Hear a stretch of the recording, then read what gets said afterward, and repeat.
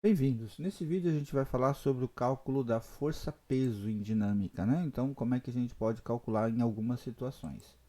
Primeiro, a questão da representação da força-peso. A força-peso, ela tem uma intensidade que é calculada por uma fórmula peso igual a massa vezes a gravidade, né? A gravidade é a aceleração do planeta onde se está calculando a força-peso. Lembrando que massa em quilogramas e aceleração em metros por segundo quadrado, e então a força-peso vai ter a unidade em newtons. A sua direção e o seu sentido, dados pelo vetor força-peso, são as seguintes: direção vertical e o sentido sempre para baixo. Então, antes de começar a fazer o cálculo, você precisa fazer o desenho do vetor força-peso para indicar como é que ele está atuando. Então, aqui eu tenho um objeto sobre o chão, ele é atraído para o centro do planeta, então o vetor força-peso vertical e para baixo, como está aqui. E não esquece de colocar o nomezinho do vetor aqui para identificá-lo. Vai através da fórmula, peso igual a massa vezes a gravidade, e é só multiplicar esses dois, 20 vezes 10, 200 newtons. Então é uma etapa simples que em situações mais complexas ela é necessária. Se o objeto está pendurado por uma corda, por exemplo, nada muda, né? Você tem o peso puxando ele para baixo. Depois, é lógico, a gente estuda a força de tração na corda, tem outras coisas para descobrir. Mas nesse caso aqui, o peso, mais uma vez, é só a massa vezes a gravidade.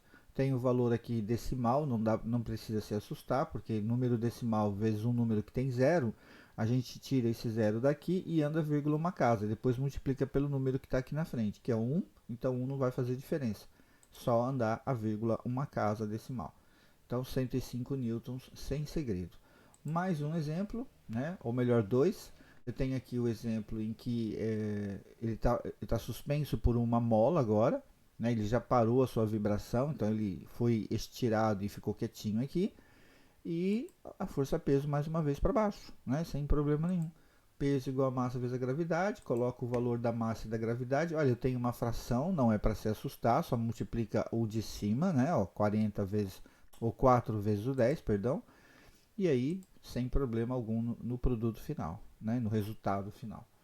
Se o objeto está numa rampa, não tem problema, né? O peso continua sendo na vertical e para baixo, né? O que vai acontecer aqui é uma outra etapa, uma outra fase do exercício. Mas nesse pedaço aqui é só calcular o peso, peso igual a massa vezes a gravidade, coloca o valor da massa, coloca o valor da gravidade, multiplica os dois, dá tudo tranquilo.